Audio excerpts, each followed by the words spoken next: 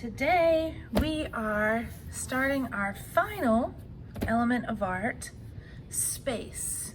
Now, when we talk about space, we're not talking about outer space. We're not really talking about the moon and the stars and the planets. Space is the area that we organize in an artwork. And in a minute, we're going to be doing a little sketch. We're going to do 4 small sketches to talk about 4 different ways that we can show space in our artwork. So one of the ways is overlapping. So you can see this A is overlapping the C and the P. It looks like the A is in front of it. The other thing we're going to talk about is how objects that are closer to you appear to be larger than objects that are farther away. So if you notice that E looks a little bit smaller, but it's to give the illusion that this E is actually farther away, because we would want, ideally, all of the letters to be the same size, but that E and even the S is a little bit smaller.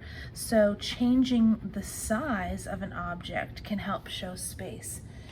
The other thing we're going to talk about is how we can use color and value, because as things get further back, they appear to be lighter and lighter and lighter.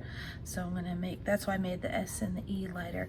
And lastly, we're going to talk about the negative space and positive space. So positive space is the actual object that takes up space. So here we have this A and the P and the S-P-A-C-E space, and those that I just colored in are positive shapes. They take up space, but in between, like the A right here, we have a shape right here. There's really nothing there, but we can see that that shape is a circle or an oval shape. So negative space is the space around those objects that can also have a shape all of their own. And that can help us when we're drawing, because sometimes if we're drawing something that's difficult and we're not really sure where to start, sometimes the best place to start is with a negative shape. You say, oh, I can draw that circle. Then start with that circle or that oval, and it can help you with whatever object you are trying to draw. Even this half circle inside of the C, or this little tiny part of the E right here. So positive space and negative space are important to look at for those shapes. Okay, so with your paper, we're going to fold it into fourths. So we're going to fold it in half and fold it in half again. So 2 folds, and unfold it, and you should have 4 sections. Now, just like we did last week, I'm going to go ahead and go over top of these fold lines to make them a little bolder, brighter, so we can really see the difference in these 4 sections. The folds just help us give nice straight lines and 4 even sections. Now for space, the first part that we're going to talk about are positive and negative shapes. So on your first rectangle up here, I want you to start with a square over to the left side. So make sure you leave a spot here, okay? And then inside of that square, draw another shape. I'm going to draw a circle. It can be any shape that you would like. All right? And then take a crayon or a colored pencil, and I want you to color around the outside part. So don't color the circle in, color around the circle.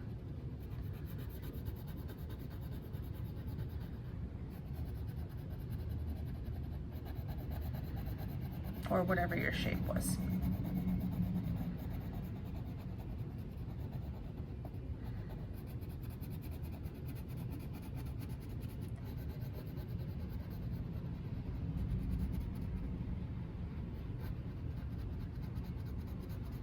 There we go. Okay, now in this spot over here, I want you to draw the same shape that you drew inside the square. So I drew a circle inside the square. So over here, I'm going to draw the circle. I'm going to try to make it as similar as size as that, but it doesn't have to be perfect. And then go ahead and color in that circle.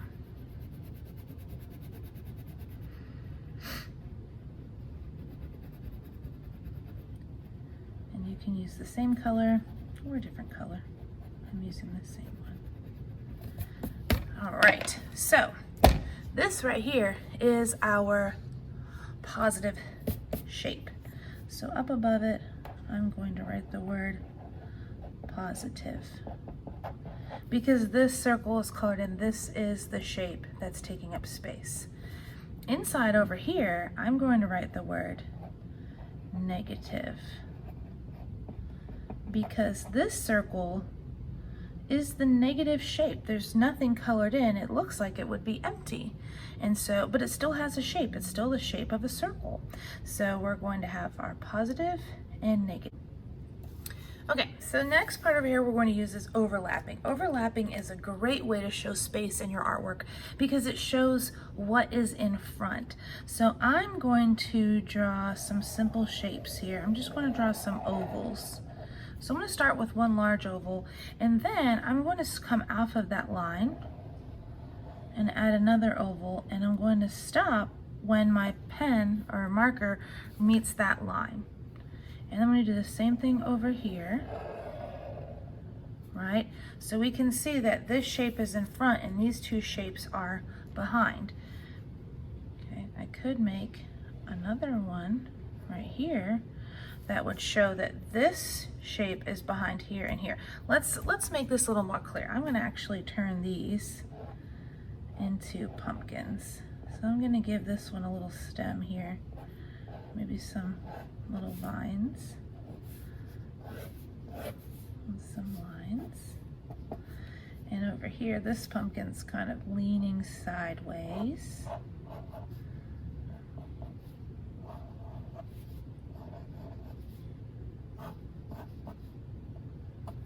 All right, and this one is all the way in the back. Maybe I'll make it, well, I'll make this one really lean. This one fell over on its side. He's laying on his side. Okay, and we'll have this one facing straight up then.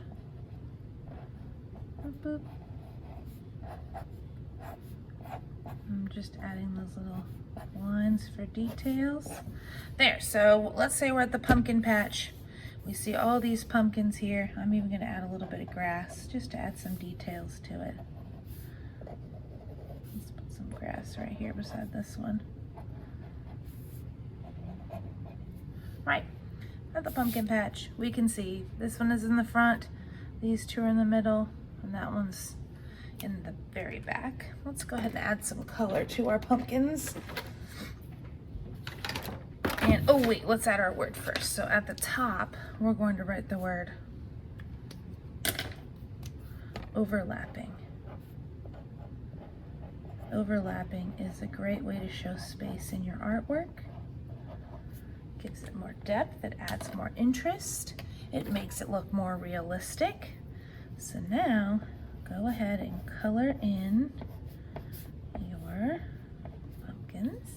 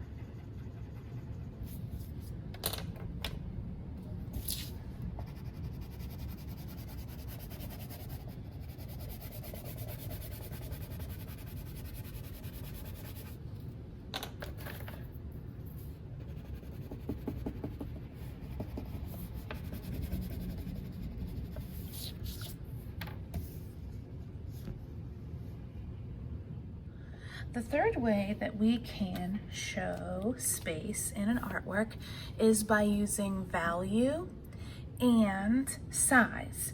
So I'm going to start with size. So just like how we talked about with overlapping, when something's in the front,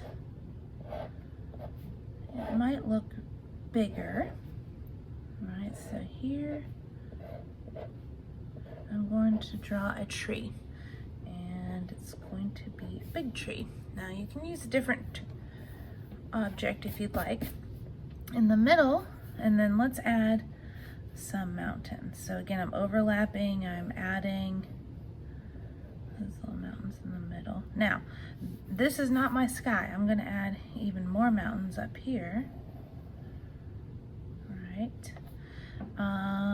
Oops, I made a mistake here because I can't erase.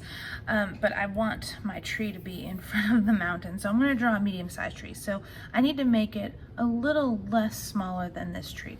So if you used a pencil, you can just erase the space for the mountains.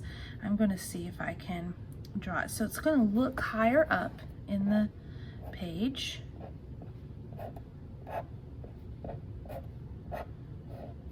All right, but it's gonna be a little bit smaller. I'll just kind of make these look like the texture for the tree. Okay, and then all the way up here, I'm going to have my mountains that are the tallest, but also the furthest away. And back here, I'm going to make a very small tree. Right, so big, medium, small. And as I color them in, I'm going to color the tree. Now this tree will definitely have the most detail. The things that are closest to you, you can see the best, and you can see that detail. So even though we can't see much detail on this tiny tree, it does have a lot of detail on it. But from where we're standing, if we were standing looking out, we can't see the detail. It is just too far away. So I'm adding a little bit of texture on my tree right here, just to give it that sort of pine needle-y texture. This is good, so I just added a little less texture because it would be harder to see. I might even want to draw some texture for the my goodness, why can't I think of what that would be called for the tree? It's not the stump because it didn't get cut down. Anyway, okay, so I'm gonna color this in the darkest that I can because the things that are closest to us are the most vibrant and the darkest. And as it gets further back, it's going to appear to be lighter and lighter and lighter. Tree trunk, that's the word. Added texture to the tree trunk. Okay, in the middle, so I'm going to use the same green. Remember how we talked about just coloring it a little bit? Just I'm putting less pressure on the same green to color it in. And I'll put less pressure here. And actually, I might even add just a little bit of yellow in here too.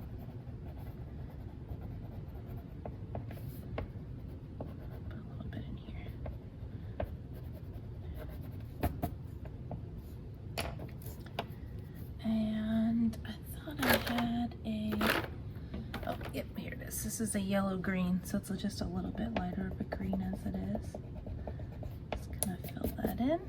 And then this tree all the way back here, I'm gonna color the lightest I can color. Just like that. And make this one just a little bit darker here. All right, and then I'm going to do the same thing with the ground. I'm going to do the same thing where I make it lighter. What color do I want to use? I think I'm just going to use black because I want to make these look like it's a very rocky area. That's why there's not a whole lot of trees. So with my black crayon, I'm going to color the front part. Oops, you can see that line on my paper. Like that. Let me zoom out a little bit.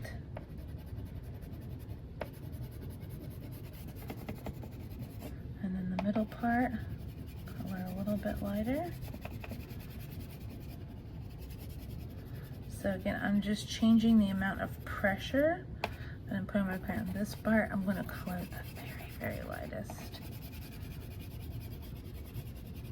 All right, so dark, medium, light. And then I will make my sky blue, but a very light blue.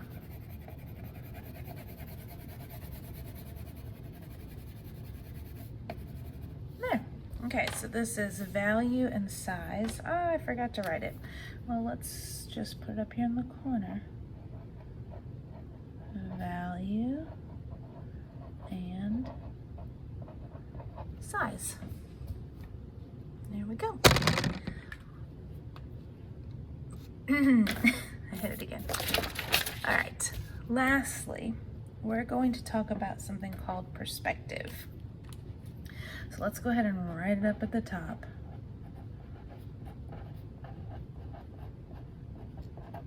It's P-E-R-S-P-E-C-T-I-V-E. And perspective can help if you want something to be a little more precise. So we're going to start with a horizon line. So it's just a straight line across your paper, and this is where the ground and the sky meet. That's the horizon line. So if you ever heard of the sun setting on the horizon, that means it's setting below the land line. And we're going to just do 1 point perspective in here. We'll talk about other kinds of perspective later, but we're just going to put 1 point on that horizon line right there. Okay.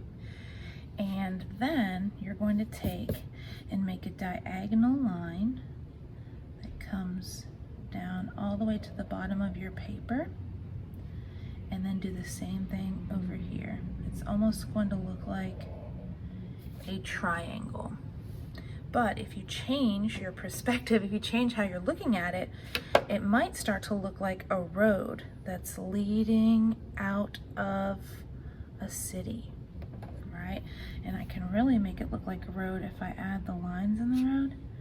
And as I add them, they're going to get smaller and smaller and smaller. All right, we can do the same thing where we use the value and scale and size, right? We can add, maybe I want to add a house right here.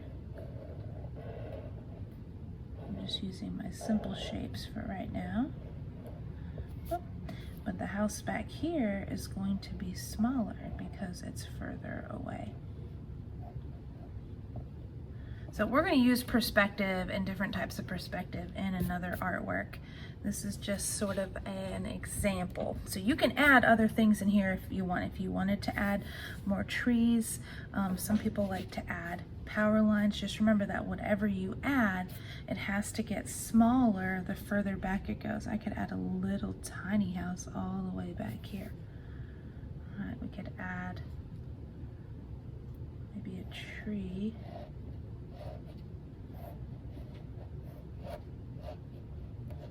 Here, maybe a smaller tree right there. So it's getting smaller as it goes. Maybe I'll add a sunshine back here and some clouds.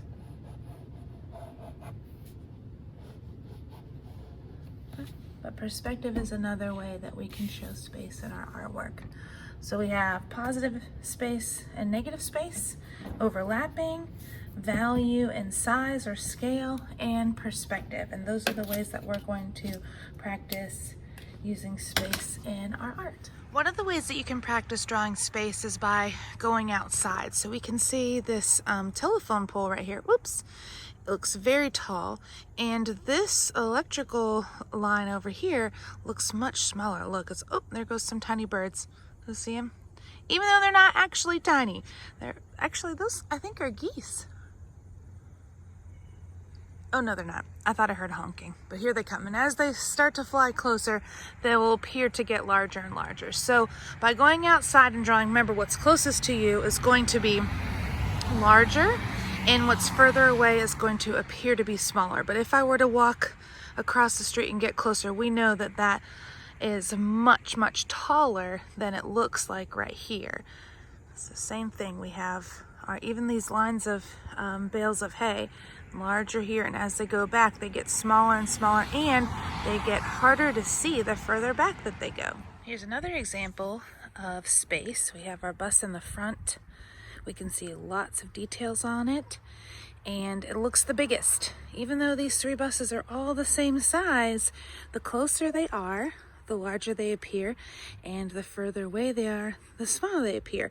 And if you look all the way back there, it looks like we have a teeny tiny playground. But we know that in real life, as we walk closer, it's going to get larger and larger. So as you're drawing, if something is farther away, you'll want to draw it smaller, even if you know in real life that it is actually larger than it is. If it's farther away, you want to draw it smaller. Today's main artwork is going to be a picture of a waterfall, and we're going to be using Art for Kids Hub to learn how to draw the waterfall, and we'll do it step by step together, and of course you can always change it to make it however you like it. But I want to talk really quickly about the foreground, the middle ground, and the background, because with all of these parts that we did on here, these are ways that we help show space. And in a two-dimensional artwork and something that's flat, usually our foreground is in the front. Foreground means the front. And it's usually near the bottom of the page. That's where your items are bigger, your objects are larger, they're brighter, bolder, there's more details. The middle ground is what's in the middle of your artwork, and it's usually near the middle of your paper. And these objects are medium sized. Okay, so they're not too small, but they're not as big as what was in the foreground. And then we have the background, and the background is what's in the back. So all the way in the back of this artwork, we have the little tiny trees, the sky, the last mountain here, the horizon line, and it's usually near the top of your paper. So whenever we're trying to show space, you want to have a foreground, a middle ground, and a background. If you don't, you just end up having one flat artwork that would maybe just, you know, if you just drew things side by side, it wouldn't really show space. So having a foreground, middle ground, and background helps show depth, and that something is close, and then there's other things that are far away. I will put the link in the description so to draw this, so if you're at home you can draw. And after the next thing I want to show you is just some videos from when we, my family and I went to New York to a place called Watkins Glen, where there's a lot of natural waterfalls, and some of them are smaller, and then there was a large one that we actually got to walk under. And you can definitely see perspective in the videos as well in real life. So I just wanted to share that with you. I can't wait to see what you make.